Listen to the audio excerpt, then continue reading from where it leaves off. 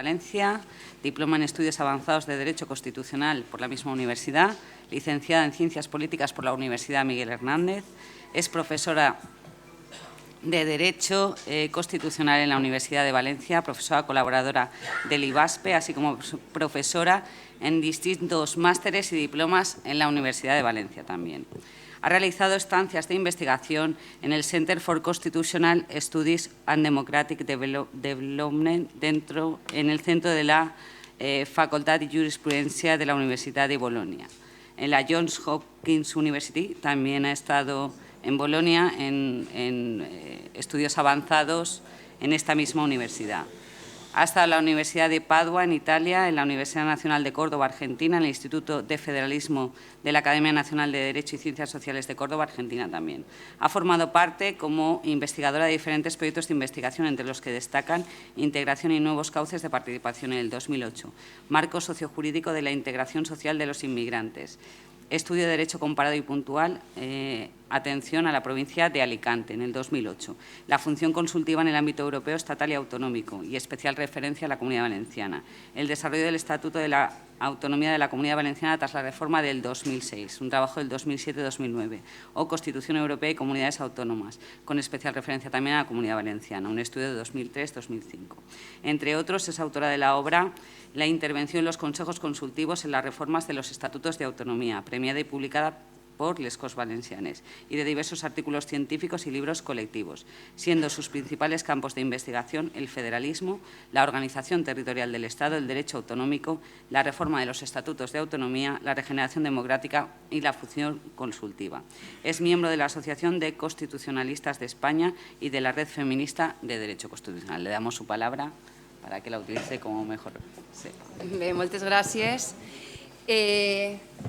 Jo intentaré ser breu, sobretot perquè parlar la última sempre té les seues beneficis i les seues conseqüències. És a dir, moltes de les coses que jo anava a explicar ja han sigut explicades per els meus companys de taula amb antelació i, per tant, són coses en les que no faré, en les que no posaré l'accent. Així que el que sí que m'agradaria fer, ja que moltes d'aquestes coses no anem a explicar-les, és parlar un poc o intentar establir si les reformes fetes en justícia, és a dir, les últimes reformes fetes per l'exministre Gallardón poden ser inconstitucionals o no. I, a més, si afecten o poden afectar el Conveni Europeu dels Drets Humans o no. Per defecte professional, també, sí que m'agradaria abans deixar una sèrie de conceptes clars. Bé, crec que tenim que partir del fet que el dret d'accés a la justícia constitueix un dels pilars bàsics i fonamentals de l'estat de dret. Aquesta afirmació comporta moltes qüestions. Qüestions com tindre que explicar o tindre que posar de manifest què entenem o què és l'estat de dret i què és això de la justícia, de l'accés a la justícia. Per tant, sí que m'agradaria posar sobre la taula aquests dos conceptes. Ja ha parlat Paco de l'article 1, l'article 1 que diu que Espanya es constitueix en un estat social i democràtic de dret que propugna com a valors superiors de l'ordenament jurídic la llibertat, la justícia, la igualtat i el pluralisme polític. La part de l'estat social l'ha explicat molt bé Paco amb anterioritat, és a dir, ha parlat d'aquest trànsit o aquesta diferenciació entre l'estat liberal i l'estat social i el fet que l'estat, en l'estat social, té un paper actiu per a la consecució d'aquests principis i per a la consecució, en part, també de la igualtat real. Anem a veure, per tant, què és un estat de dret o què diem quan parlem d'estat de dret. Quines són les característiques de l'estat de dret? Entre altres, és que l'estat de dret, en l'estat de dret regeix l'imperi de la llei, existeix una divisió de poders, és a dir, existeix un poder executiu, existeix un poder legislatiu i existeix un poder judicial. S'interrelacionen d'una certa manera, no és una divisió de poders la qual no tinga relacions unes amb les altres. Si penseu únicament al president del govern, l'elegís el Parlament, per exemple. És a dir, però tenen una separació, sobretot en funcions i especialment el poder judicial, el qual és independent, com bé sabem. Però a més, per estar davant d'un estat de dret, es necessita que hi hagi una legalitat dels actes dels poders públics, és a dir, que els poders públics també estiguen sotmesos a l'imperi de la llei, bàsicament. I per últim, una de les característiques fonamentals de l'estat de dret, podríem entrar molt més enllà, però una de les característiques fonamentals són els drets i llibertats, és a dir, el reconeixement de drets i llibertats. Per què vull parar-me així? Vull parar-me així perquè aquest reconeixement de drets i llibertats no és merament un reconeixement jurídic, perquè si únicament fos un reconeixement jurídic, estaríem front a un estat amb dret. Un estat amb un ordenament jurídic és un estat en dret. Però per a que l'estat amb dret siga un estat de dret, és a dir, vaig a més enllà, a més, aquests drets tenen que tindre unes garanties. És bàsic. És a dir, reconeixement de drets i garanties. Entre altres garanties trobem la garantia judicial, és a dir, el poder accedir a la justícia per a reivindicar, davant d'una controvèrsia, per a reivindicar que qualsevol quebrantament de qualsevol dret o qualsevol pretensió que tingui una base, una fonamentació legal. Per tant, una protecció efectiva dels drets i llibertats, protecció que donen els tribunals, donen també altres coses, i una eficàcia material dels mateixos. Per tant, què vull plantejar? El que vull plantejar és si les mesures aquestes afecten o no afecten a l'estat de dret, és a dir, si afecten o no afecten, en aquest cas, a l'accés a la justícia. L'accés a la justícia està regulat a l'article 24, ja han fet referència als meus companys al mateix, que diu: totes les persones tenen dret a obtindre la tutela efectiva dels jutges i tribunals en l'exercici dels seus interessos legítims, sense que en ningú cas puga produir-se indefensió. Així mateix, tots tenen dret al jutge ordinari predeterminat per la llei, a la defensa i assistència de lletrat, a ser informat de les acusacions formulades contra ells, a un procés públic i sense dilacions indegudes i amb totes les garanties, a utilitzar els mitjans de prova pertinents per a la seva defensa, a no declarar contra si mateixos, a no confessar-se culpables i a la presumpció d'innocència. I a més, diu, la llei regularà els casos en què per raons de parentesc o de secret professional no estiguin obligats a declarar sobre fets presumptament delictius. Què fem en l'article 24? N'hi ha que tindre una qüestió molt clara, i és que l'article 24, o quan parlem de l'article 24, que és l'article dedicat a la tutela judicial efectiva, estem parlant d'un dret fonamental. Per què posa l'accent en què és un dret fonamental? Posa l'accent en què és un dret fonamental perquè els drets fonamentals tenen una protecció superior a la resta de drets de la Constitució. Entre altres coses, tenen una eficàcia directa, és a dir, nosaltres no fa falta que hi hagi una interposició legislativa, és a dir, que hi hagi una llei que desenvolupe aquest dret, sinó que simplement per estar reconegut en la Constitució tu podries anar als tribunals per a la seva defensa. A més, per exemple, tenen garanties per al seu desenvolupament per llei orgànica en les qüestions fonamentals i existeixen també procediments especials per a la seva defensa. És a dir, primer davant dels tribunals ordinaris en un procediment de preferència i summarietat i posteriorment existeix un recurs d'empara davant del Tribunal Constitucional, però a més existeix una garantia més. És a dir, no sols es quedem en l'àmbit intern de protecció, sinó que, i ho dic perquè després mirarem a veure si la llei de taxes contravé o no contravé el Conveni Europeu dels Drets Humans, podem anar, una vegada esgotada la via interna, una vegada hem arribat al Tribunal Constitucional, podem anar al Tribunal Europeu dels Drets Humans, és a dir, al Tribunal d'Estrasburg, per els drets reconeguts en el Conveni Europeu dels Drets Humans.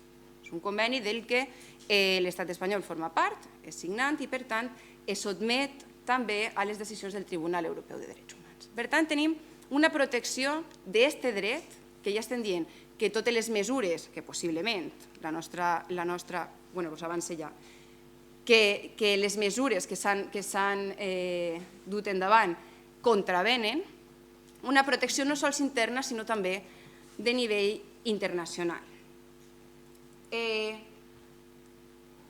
Aquest article conté, per tant, 3 drets tres drets, conté el lliure accés a jutges i tribunals, conté el dret a obtindre un fallo i el dret a que este fallo es complisca.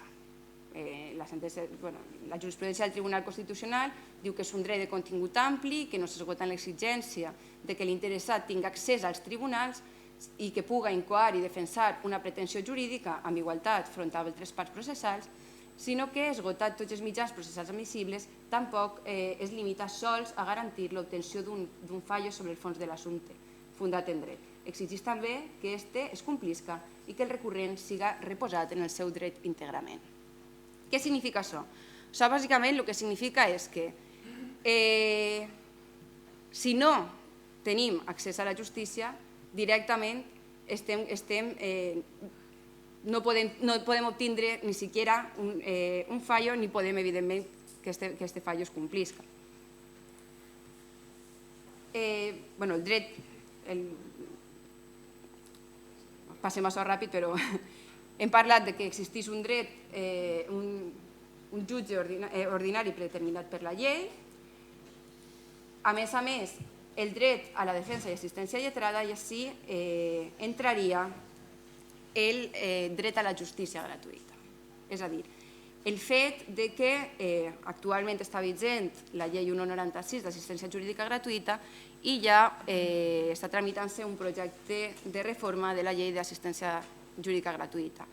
Entre altres coses que afecten, sobretot, és a l'hora d'accedir a la justícia gratuïta, una de les qüestions que podem tindre en compte, el fet que és pitjor per a o afecta molt més a les persones solteres, és a dir, a les persones que són úniques a la seva unitat familiar, sobretot perquè en el càlcul baixa, abans estava sobre 14.000 euros el que n'hi havia que arribar i baixa a 12.000. En la resta beneficia un poc a les famílies que tenen més d'un membre en la mateixa. També el dret a un procés degut i, a més, també apareix el dret a la justícia gratuïta en l'article 119, ja no estem parlant de drets en aquest cas, on diu que la justícia serà gratuïta quan així ho disposi la llei i, en tot cas, respecte als que acrediten insuficiència de recursos per a litigar. Ja han dit, és la llei d'assistència jurídica gratuïta la que determina els nivells i els procediments de renda per a poder accedir a la mateixa. Què ha ocorregut? El que ha ocorregut en els últims temps ha sigut, sobretot, que s'ha intentat des del Ministeri, des del Govern, fer una sèrie de reformes de la justícia, però s'han fet d'una manera molt precipitada i, a més, sense tindre en compte els col·lectius que són directament afectats i, a més, que operen tots els dies en la justícia. No s'ha tingut en compte al Poder Judicial, no s'ha tingut en compte als col·legis d'advocats, per exemple. És a dir, una de les coses o un dels èxits que ha tingut Gallardón és que isqueren els col·legis d'advocats al carrer en manifestació en contra de la llei de taxes. És a dir, una cosa que no haguérem pogut imaginar mai, perquè, evidentment, els col·legis d'advocats no són gens sospitosos de ser ni radicals ni gent molt d'esquerres. Tots al carrer en contra d'una llei que ha sigut aprovada sense tindre, almenys, sense el diàleg existent o que tindria que haver existit amb els mateixos. Per tant, les reformes, sobretot, n'hi ha més, algunes d'elles ha parlat ja Ximo, són la llei de taxes i el projecte de reforma de justícia gratuïta. La justificació que se li dona a la llei de taxes i a aquestes reformes ja l'ha parlat també Ximo. És el fet que puguen existir abusos en la justícia. De fet, per exemple, el projecte de llei de reforma de justícia gratuïta, una de les coses que fa és que si utilitzes més de 3 vegades la justícia gratuïta, se te pressuposa que estàs fent un abús i tens que justificar que no estàs fent-lo. És a dir, possiblement en un any pots haver tingut 3 litigis. Igual en molts anys no en tens molts, però igual en aquest any pots haver tingut més de 3. Imagineu-se que, no sé, que vos passa alguna desgràcia en el cotxe, que teniu un accident, que a més en aquest moment vos furten en casa i que, a més, qualsevol cosa. Ja, molt desgraciats, tindríeu que ser. Se vos pressuposaria que esteu fent un abús quan realment els casos d'abús de la justícia són els mínims, és a dir, no és la regla general. Si hagueren preguntat, per exemple, els jutges hagueren dit que l'abús de la justícia gratuïta no és la regla general i que moltes vegades, si es fa un abús, no és tant per l'ús, valga la redundància, sinó que sol produir-se perquè els mecanismes anteriors de la renda, de justificació de la renda, no han sigut o no són correctes. A més, també es diu que existeix una excessiva litigiositat. Les dades del Consell General del Consell de l'Advocacia espanyola ja diuen que no, és a dir, des de 2009 la litigiositat està descendint, ja ho ha dit també Ximo, és a dir, el número d'assumptes resolts actualment és superior al número d'assumptes planteats. Cada vegada s'accedeix menys a la justícia, però aquest accés a la justícia o aquest anar menys a la justícia ve sobretot donat per el fet de les restriccions. A qui afecta sobretot la llei de taxes i la justícia gratuïta? El que estan fent-se és una justícia per a rics, és a dir, a la que poden accedir rics, que poden pagar les taxes i que poden accedir pobres, perquè tenen dret a la justícia gratuïta. Els màxims perjudicats en aquest assumpte són les classes mitjanes, és a dir, és una qüestió que no són els rics, no són els pobres, són les classes mitjanes. Són aquestes persones que cobren 10 euros més que el mínim a l'any, que el mínim que marca l'accés a la justícia gratuïta i que, per tant, tens que pagar taxes i tens que pagar a l'advocat i al procurador segons el tipus de procés. I no només en primera instància, que en primera instància les taxes són molt més reduïdes. Imagineu-se que aneu a primera instància i perdeu i dieu vaig a recurrir. Les taxes en tribunals superiors, és a dir, en tribunals que no són de primera instància, són superiors, és a dir, allà sí que són quasi inassumibles per a qualsevol persona que tingui un salari mitjà.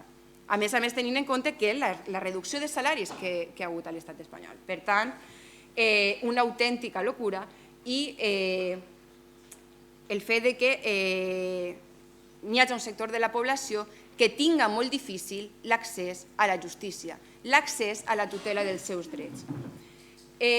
L'altra part de justificació era l'existència de taxes per a la creixent despesa de la justícia gratuïta.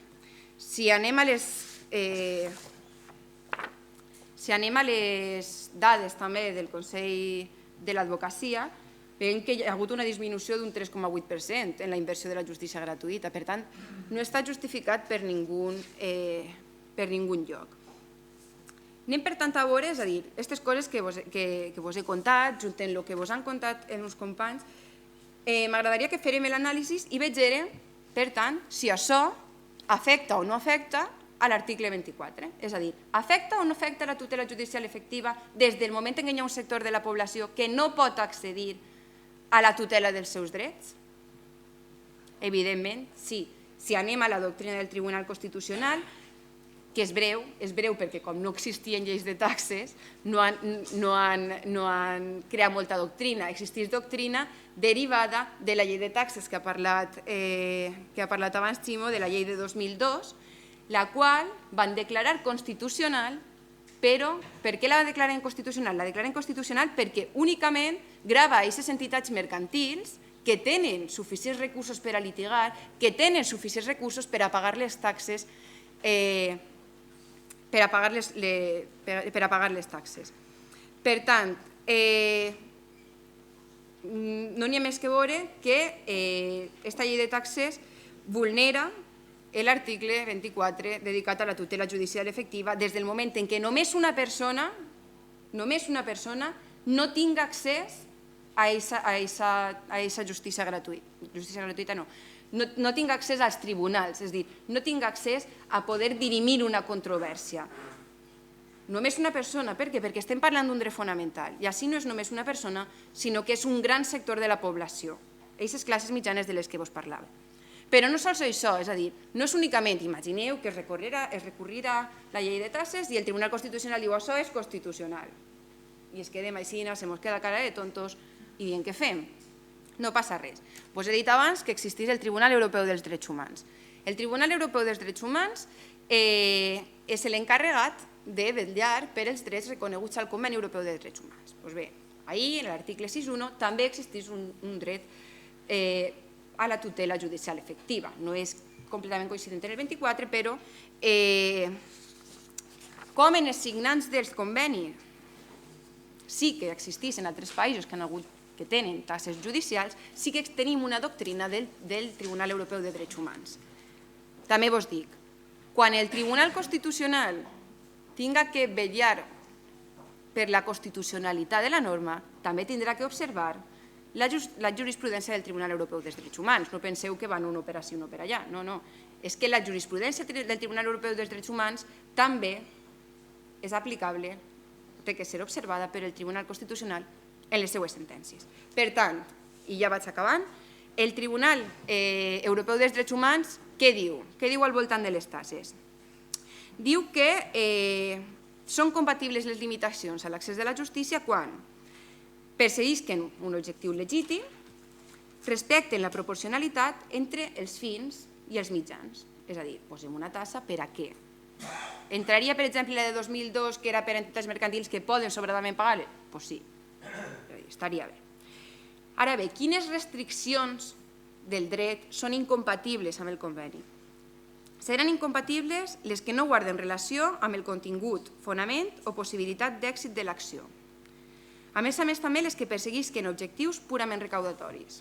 És a dir, el Tribunal Europeu de Drets Humans diria que els que tinguen per objecte finançar, per exemple, funcions judicials, serien incompatibles amb el conveni. És a dir, jo no puc posar unes taxes per a després finançar funcions judicials.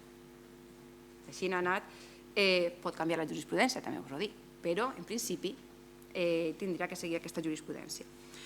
O, per exemple, també serien incompatibles aquelles la quantia de les quals en circumstàncies concretes siga desproporcionada. I quan és desproporcionada? O quines són les quanties incompatibles? Són, per exemple, les determinades per un percentatge fixe de la quantia de litigi que vinga determinat per la llei. Bàsicament, la nostra llei de taxes. I, a més, també les calculades sense referència a la situació econòmica del recurrent. Què passa en la nostra llei de taxes? Que no estan calculades en relació al recurrent. És a dir, que davant un procediment en el Tribunal Superior de Justícia o en el Tribunal Suprem, les mateixes taxes tindràs que pagar tu que les que tindria que pagar una persona amb uns recursos molt superiors als teus. Per tant, la llei de taxes vulneraria l'article 6 del conveni. Vulneraria l'article 24, però vulneraria també l'article 6 del conveni perquè l'objectiu de les taxes és recaudatori, perquè la quantia no té en compte la situació financera del justiciable i es calcula arrel a un percentatge i perquè el pagament és condició prèvia en molts casos de l'admissibilitat. Ja estava comentant, no crec que havia sigut Paco Ximó, que era així. A què anem en tot això? Hi ha una frase, hi ha una memorable obra que comença dient: alguien debió haber calumniado a Joseph F., porque sin haber hecho nada malo, una mañana fue detenido. Este inici d'obra és del procés de Kafka. No sé si l'heu llegit o si heu vist la pel·lícula, però el que denota ahir o el que sofrís el procés kafkià, valga la redundància, que sofrís Joseph F., és un procés sense ninguna de les garanties i un clima, sobretot, d'inaccessibilitat a la justícia i d'inaccessibilitat a la llei. Esta inaccessibilitat a la justícia i esta inaccessibilitat a la llei és el que està passant i està succeint actualment amb la llei de taxes aprovada. El fet que molts ciutadans no puguen anar davant dels tribunals a reivindicar els seus drets o a poder presentar qualsevol tipus de reclamació. És a dir, sembla que es vulgui allunyar als ciutadans dels tribunals, és a dir, del més perfeccionat mode de solució de conflictes del que disposem, que és el procés, és a dir, no som animals, tenim un conflicte entre persones, anem als tribunals i es soluciona pacíficament. No sé què passarà si no podem anar als tribunals i no podem solucionar-ho pacíficament. Per tant, davant problemes, els conflictes, els quebrantaments de drets, l'Estat té que donar una solució a aquests conflictes. I la millor solució, evidentment, és la justícia, i s'ha demostrat que és la justícia, i que són els tribunals. I ho deixo així ja, i moltes gràcies a tots.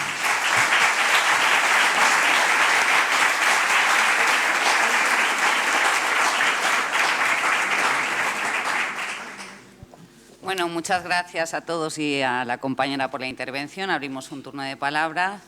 Yo quería hacer una reflexión inicial. Se habla mucho de tutela judicial efectiva y quería añadir, porque aquí hablamos de gratuidad de la justicia, pero la parte efectiva, ¿no? Tutela judicial, la parte de efectiva es quizás la más importante y aquí yo creo que es una realidad que nuestros procesos de despido tardan un año en verse, los de las sanciones ya ni contamos y verdaderamente el problema que se ha generado con la falta de medios a la Administración de Justicia deja de darle ese apellido o segundo nombre a la tutela judicial, que es lo de ser efectiva, ¿no? Muchas veces una sentencia tan llevada en el tiempo pues un poco nos elimina esa parte de efectividad de la tutela judicial.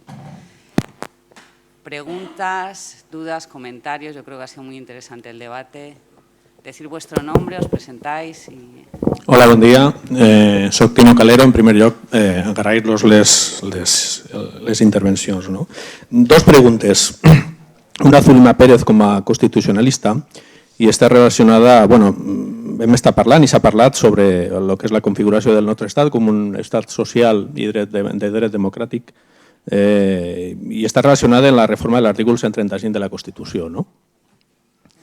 La reforma de l'article 135 de la Constitució, que en la seva exposició de motius parlava que un dels motius precisament de reformar l'article 136 era garantir un marc d'estabilitat pressupostària que garantirà i donarà estabilitat a lo que era el model social. Però bueno, jo volia demanar la seva opinió perquè jo tinc la impressió de que la reforma de l'article 135 i després la seva traslació pràctica a través de l'aprovació de la llei 2-2012 d'estabilitat pressupostària i suficiència financera s'ha utilitzat com una excusa per a desmantellar l'estat social. A més, tenint en compte en gran part de lo que eren el que se tenia que complir en relació a l'estabilitat pressupostària, la limitació del dèficit públic no s'està complint i l'apel·lació al compliment o la retallada del deute públic, el 60%, en el 2020 estem al voltant del 100% de deute públic, pràcticament serà impossible que s'arribi. Jo tinc aquesta visió de que realment s'ha utilitzat com a coartada i s'està utilitzant com a coartada per a desmantelar l'estat social i estem transformant l'estat social en una espècie d'estat econòmic, la constitució social en la constitució econòmica. Llavors volia veure quina era la seva opinió al respecte. I després una pregunta també per a Joaquín Bosch i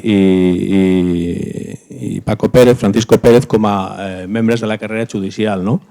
Els problemes de la nostra administració de justícia són exclusivament problemes derivats de la insuficiència econòmica, de la falta de recursos o també d'un problema de model de la nostra administració de justícia. O potser són les dues coses, no? Vull dir, també veure quina visió tenien sobre aquest tema, també com a membres d'una organització com Jutges per a la Democràcia, que també ha parlat molt i ha reflexionat molt sobre quin tenia que ser el nostre model de justícia, fonamentalment amb l'objectiu de garantir aquesta tutela judicial efectiva, que jo considero que també és un pilar fonamental de l'estat social. Moltes gràcies. En relació a la reforma de l'article 135, compartís que l'anàlisi que has fet en la totalitat, o gairebé en la totalitat. És cert que està utilitzant-se l'article 135 com a pretexte per a desmantelar l'estat del benestar. Crec que no era aquesta la intenció en la que es va reformar en un principi, però està utilitzant-se com a pretexte. Es podria fer un altre tipus d'interpretació i ser un poc més lax en la interpretació del 135 després de la reforma. Crec que no tindria que haver-se fet aquesta reforma, crec personalment que no tindria que haver-se fet aquesta reforma, perquè realment, al final, blindar aquest tipus, blindar constitucionalment, és a dir, donar-li fer un blindatge de rang d'una qüestió aixina, pot dur molts problemes. Pot dur molts problemes perquè es necessita un pacte per a poder reformar-lo la primera vegada, però després per a tornar a reformar-lo es necessita altra volta una majoria donada per el procés de reforma constitucional. Per tant, no crec que una mesura aixina, que és una qüestió conjuntural, tinga que estar en la Constitució.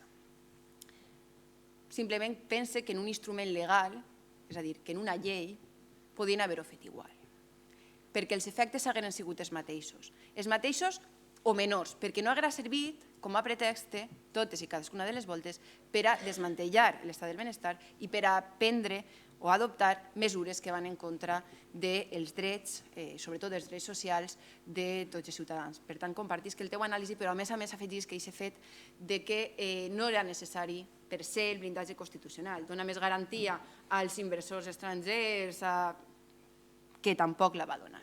Per tant, una ressenya legal hauria sigut suficient des del meu punt de vista.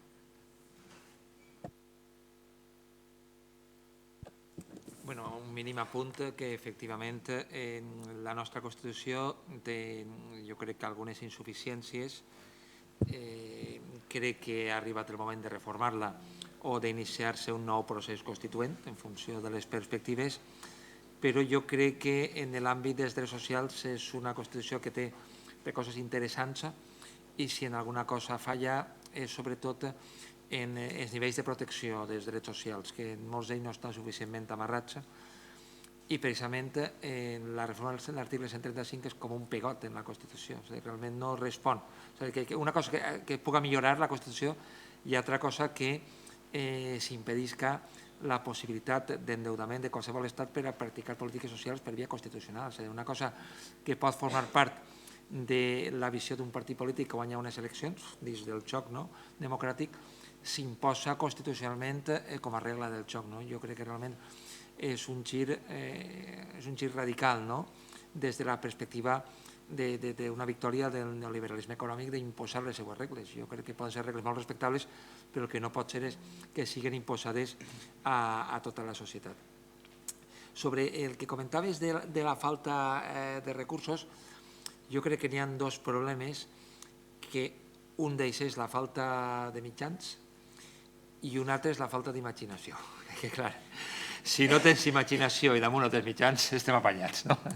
Estem apanyats. I un poc així ens ha passat les dues coses alhora. És evident que tenim un dèficit històric en l'àmbit de la justícia, en uns serveis públics que ja són prou deficitaris en comparació amb els països europeus del nostre entorn, tot s'ha de dir. La justícia està malament, però molts altres serveis, la sanitat, l'educació, si la comparem amb els nivells dels països escandinaus, d'Alemanya, de França, també estem per baix, però la justícia encara està per baix. Estem a la cua en l'àmbit europeu en el número de jutges per habitants, la cua per darrere de Moldàvia, de Lituània, tots per davant de nosaltres. És una cosa realment exagerada. I també en el percentatge que es dedica a justícia en relació amb el producte interior brut. És evident que fa falta més recursos, però també és veritat que amb els mateixos recursos, millor organitzats, la justícia, el servei públic funcionaria millor. Tenim un model d'oficina judicial basat en els jutjats que és del segle XIX, que això està absolutament desfasat, que no té sentit i no està adaptada al tipus de procediments, perquè sí que han hagut canvis en els tipus de processos. El procés laboral, el procés civil, el procés penal, encara que sigui a base de parxes, ha canviat, però l'oficina no. L'oficina, l'organització judicial segueix en la del segle XIX. Avui no té sentit que el funcionari estiga fent tot tipus de feina en un tipus de procés que s'ha especialitzat en fase declarativa, en fase executiva, en actuacions cautelars. És a dir, que és evident que qualsevol empresa, privada o pública, pot funcionar millor en funció de la seva organització. I així tenim una organització de fa 200 anys, quan la gent anava en carruatge i quan no existia la llum elèctrica. quan estem ja en uns instruments de persecució de la delinqüència, en operacions quirúrgiques que es poden fer per ordinador, en l'ADN que te pot fer descobrir. Estem treballant en uns instruments de tecnologia moderna, però que es porta a una oficina judicial obsoleta que no funciona. I això és una de les grans mancances que ha tingut la gestió de Gallardón, és a dir, que en els mateixos recursos se podia haver posat en marxa la nova oficina judicial que es va aprovar ja fa diversos anys a través d'un pacte d'estat, però que no ha sigut capaços de desplegar-la. Estem exactament igual, pitjor, perquè els llocs on s'ha pogut posar en marxa, com Burgos o Múrcia, han sigut tal desastre per la falta d'imaginació que comentava, que encara han empitjorat la situació actual. És a dir, que estem en una situació d'absolut col·lapse en quant a funcionament. I això, efectivament, no ho millora el fet de les taxes, perquè se diu no, així n'arribaran menys assumptes als jutjats, però si seguim el mateix sistema de funcionament, seguim col·lapsats. Jo recordo en un tuit que vaig penjar el dia de la Constitució que proposava, en relació amb les taxes, proposava canviar l'article 14 per a que diguera una cosa així com todos los españoles son iguales ante la ley si pueden pagarse las tasas judiciales. Paco, vas dir alguna cosa tu sobre el tema de funcionament? Si són cosa de diners o no? Jo sempre... No, una coseta, res més. Que jo penso que tots som culpables. Tots. Jo també. Jo també. Però penso que l'estat de la justícia, més que se poda dir que de vegades ha millorat, en aquell govern se crearen menys juzgats, però el conjunt, jo que ja soc un poc major, jo ingressé en esto en el 73, pues està igual o molt pareguda que al 73, igual o molt pareguda. Els problemes són els mateixos i no n'hi ha ganes de resoldre'ls. No n'hi ha ganes. Per què? Perquè jo penso que la justícia no ven res cara a unes eleccions. I els polítics, i jo ahir incluiria també els polítics d'esquerres, el que volen és guanyar les eleccions com siga.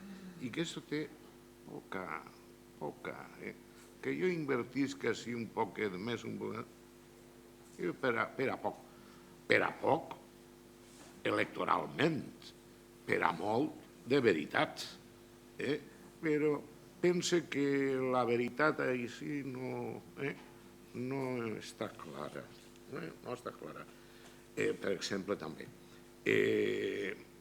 les lleis canvien, van canviant les lleis, però no n'hi ha un compromís d'estat de dir que anem a fer lleis bones per a tots. No, anem a fer una llei per a fotre a este que no me la va... No, home, no. Anem a... Per exemple, també, es reforma abans la llei orgànica del Poder Judicial que les lleis processals. I pensarem, i això què? Això té importància? Molta. Perquè el Poder Judicial actua a través de les lleis processals. Si jo reforme el Poder Judicial i les lleis processals estan ahí, doncs no vull dir l'expressió que me ve a la cabeza, no, al cap, no vol dir-la. Quan això no té solució, doncs de moment no li veig una solució fàcil. Jo penso que no és sols els diners, ni molt menys. És sobretot, és un producte de que no va haver un trencament. Estem al 78, del 76, 77, i el poble li parles d'això i tampoc. I de vegades el ministre de Missionari de Justícia se va apoyar en... No, és que l'altre dia no me recordo, però no, és que no serà ben vist pel poble Che, pero si al poble no le consultas mai, ni te preocupes de saber lo que dius. Què se va preocupar al poble? Al poble n'hi haurà que instruir-ho. I n'hi haurà en esta matèria, sinó en esta matèria de justícia i de procés, que està molt complicada, molt complicada. A vegades, crec que abans, i no se m'estic liant, dia, és que les pròpies lleis són de difícil lectura, de molt difícil lectura. I és més fàcil dir, des de la política, els jutges és que tenen una forma de posar les sentències que no s'entén. Jo li diria, pues jo te daria el reglament de les prestacions de desempleo, no me'n recordo ara com es diu, i veuries com se va a expressar un fenomen jurídic que des de la llei i des del reglament és complicat. Doncs jo pense, no sé si era el govern socialista, pense que van parlar un poquet en les Corts que haguera un organisme que es preocupara de la redacció de les lleis perquè fora més s'aproximara al ciutadà, que no fora la llei per als jutges, sinó que fora la llei per als ciutadans. Però, clar, al final, crec que la comissió esa... Tu te'n recordes de parlar, tio? Però... Nada, res. Doncs això és el que pense. Tots som culpables, tots. Tots. Jo el primer. ¿Tenéis alguna pregunta más? Ahí el compañero, te presentas. Hola, bon dia a tots. A la taula, gràcies per la seva exposició. Volia preguntar sobre les tasses un parell de cosetes. Una, si el món laboral, el comitè d'empresa, el que és el treballador o les seccions sindicals estan exents d'aquestes tasses. I una altra, com pareix que estiga en el tema del recurs de tirar darrere aquestes tasses, si això és pioner en Espanya o si ja s'està en Europa, se fa alguna cosa paregut, perquè penso jo que és una agressió, és molt injust perquè estan castigant a l'entrar a un accés. En tot cas, el que deia, castigueu al final, però almenys tindre un accés. Me pareix una agressió prou gran.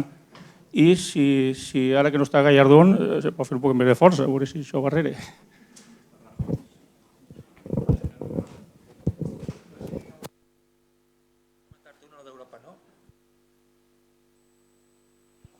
M'ha tocat Europa. Sí, la part d'Europa, sí, evidentment hi ha altres països que tenen tasses judicials. La tassa judicial, per se, ja ho he dit, no és contrària a la Constitució, no és contrària tampoc al Conveni Europeu de Drets Humans, per se, sinó que ho hem dit, hi ha una sèrie de qüestions que té que tindre, o elements que té que tindre per a ser compatible.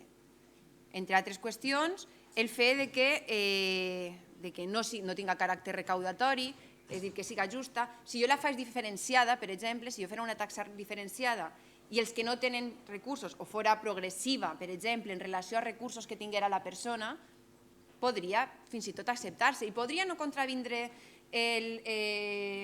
l'article 24 ni contravindre el conveni. Perquè una qüestió de progressiva, com si fos l'IRPF, qui més té, més paga. També en la justícia. Però en aquest cas no és així. I és el que ha dit també Ximo, és a dir, hi ha molts països que han estat eliminant-les, que han anat eliminant-les, per tant.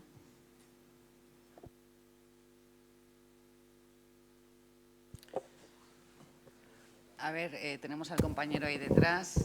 Hola, buenas. Habéis estado hablando sobre la ley de tasas, que es una vulneración a los derechos humanos. También me gustaría que explicaseis, si podéis, un poco la ley Mordaza, porque esa sí que creo que es una ley que coarta los derechos humanos, como el derecho a asociación, el de manifestación y otros cuantos más. Si se podéis dar una pequeña pincelada sobre esta ley.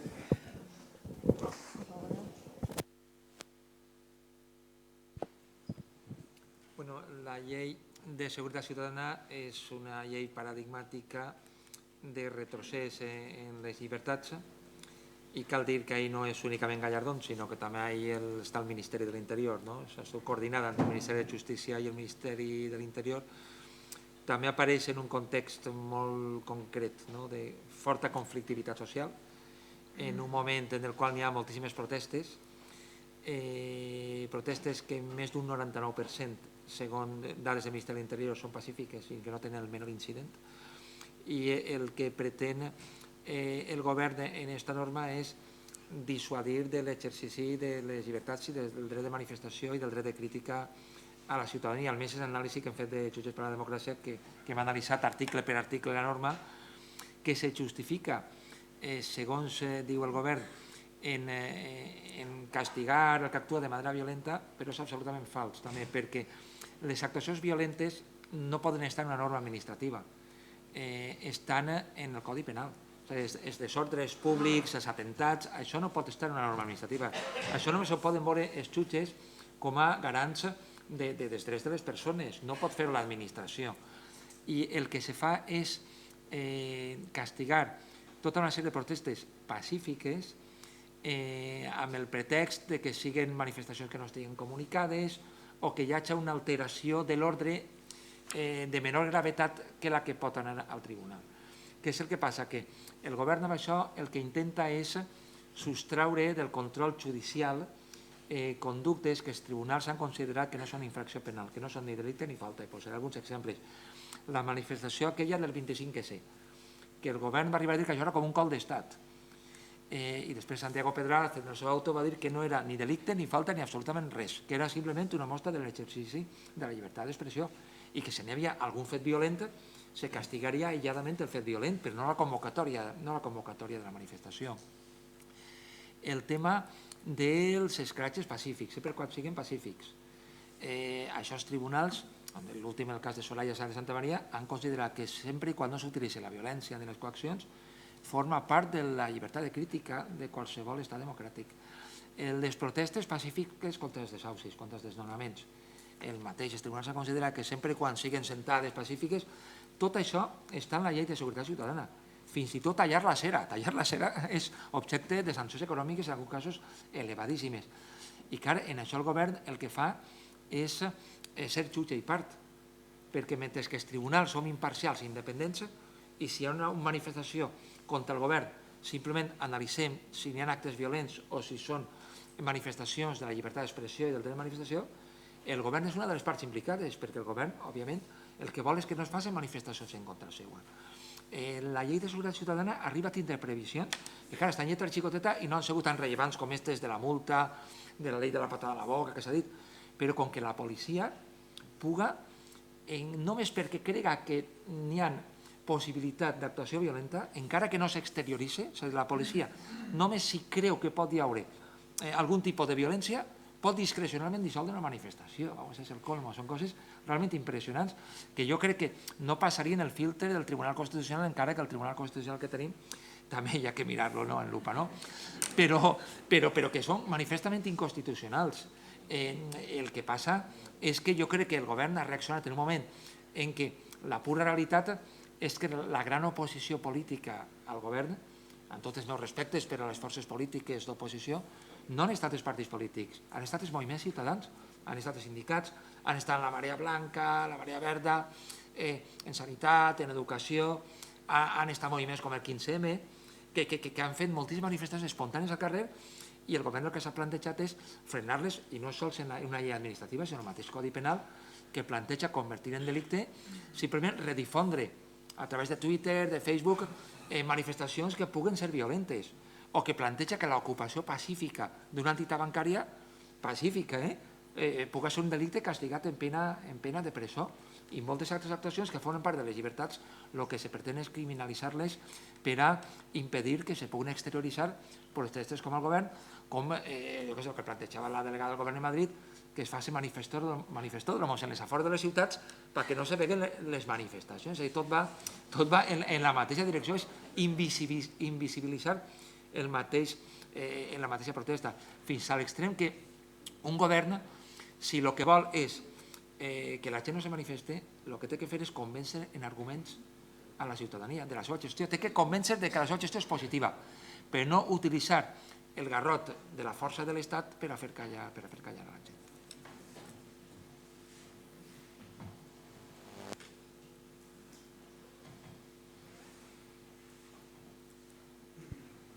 A ver, por aquí hay una palabra. Se presenta el compañero. Bon dia, jo soc Raül Rosselló. Després del matí, jo crec que des de la Unió General van ser molt benèvols a l'hora de titular la crisi com a excusa. La crisi i tot un conjunt de patranyes que utilitza molt profusament el Partit Popular. Això és el modus operandi per a fer una reforma que tenim ja ben encaminada, inventem uns arguments i mentim deliberadament sobre o inventem aquests arguments i aquestes excuses. Per això la veritat és que m'ha agradat sentir avui a Joaquim Bosch. Normalment els jutges a voltes és complicat entendre'ls, però no és això el mal de Joaquim Bosch, perquè ha fet una proposta molt directa de jutges per a la democràcia, que és la derogació de la llei. Ho ha expressat en aquests termes i jo crec que reconforta un poc sentir en aquesta claritat. Sí que m'agradaria que ell, des de la relació que té amb altres associacions de jutges, que desgraciadament tenen altres punts de vista que des de la Unió General ens consta més de digerir, que ens donarà algun apunt, alguna pinzellada en la relació amb altres associacions de jutges, si això és una línia que es compartiria o en quina mesura, o si es parla de ser reformista. En definitiva, que ens ajudarà a valorar si la derogació d'esta llei està en la perspectiva d'un conjunt de la ciutadania. Una derogació que jo crec que seria molt benvinguda i ens haguera agradat que a Mariano Rajoy el consens o l'esperit de consens li haguera vingut molt abans i que no fora novament una excusa. Gràcies.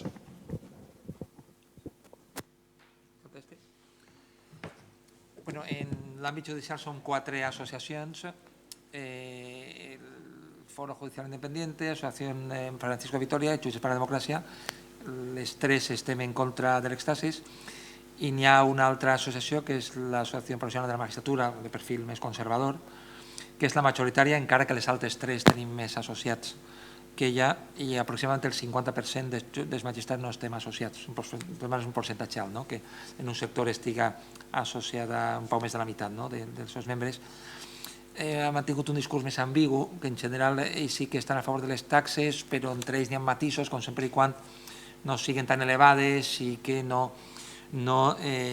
dificulten l'accés a la justícia. És a dir, que defensar les taxes, tal com estan plantejades, cap col·lectiu judicial les planteja. Dins de nosaltres n'hi ha matisos, entre que plantegem la supressió absoluta i entre que plantegem el manteniment amb unes taxes més moderades o més suaus.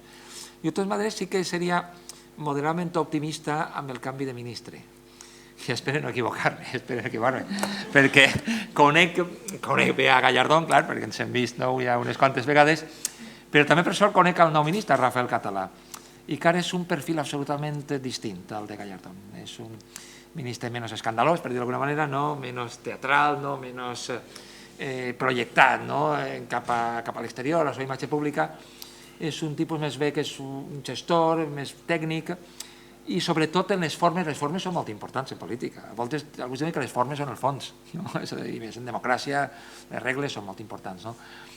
I clar, Gallardón és un home que pràcticament no escolta ningú excepte a si mateix.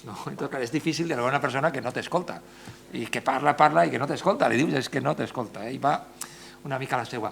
Català té un altre perfil, és una persona més conciliadora, més dialogant. És veritat que té un pes polític inferior al que tenia Gallardón en el govern, però sí que és una persona a la que es pot parlar d'aquest tema i buscar solucions. Se pot parlar, t'escoltarà i dirà les seves i se pot arribar a acords.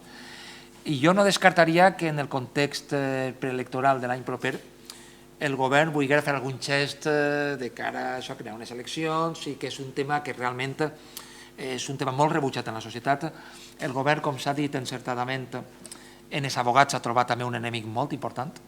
Cal dir que en els abogats hi ha una base social molt important propera al Partit Popular, que està absolutament encabronada, per una paraula clara, no? Encabronada en aquest tema, clar, estan molt indignats en aquest tema, i també en els usuaris, és a dir, que realment ha estat un fracàs la recaudació, perquè, òbviament, el govern ha fet un càlcul que si tots els que ara paguen taxes, ingressaran 300 milions d'euros, no n'ingressen ni la meitat, és a dir, que tampoc és que l'ingrés hagi estat res de l'altre món. Està quasi més l'efecte dissuasiu, de dissuasió de gent que s'ha quedat fora. Però això també se podria veure, no? I per tant jo vull ser optimista, vull donar-li, no sé, una certa benvinguda al ministre, i en totes les meves declaracions estic dient que esperem molt d'ell i que una de les coses que esperem és que doni algun pas o bé cap a la derogació o bé cap a un canvi en la llei de taxes, és a dir, que anem a veure què passa. Bueno, pues muchas gracias a los ponentes, muchas gracias a todos vosotros, compañeros, compañeras. Vamos a dar paso a la clausura de la escuela, que yo creo que por lo que se ha hablado aquí ha gustado mucho y las cosas han ido bastante bien. Vamos un poquito mal de tiempo, pero no mucho, lo tengo que decir, con lo cual hemos cumplido todos y todas con los tiempos. Volver a agradecer a la mesa y cederle la palabra a nuestro secretario general, Conrado Hernández.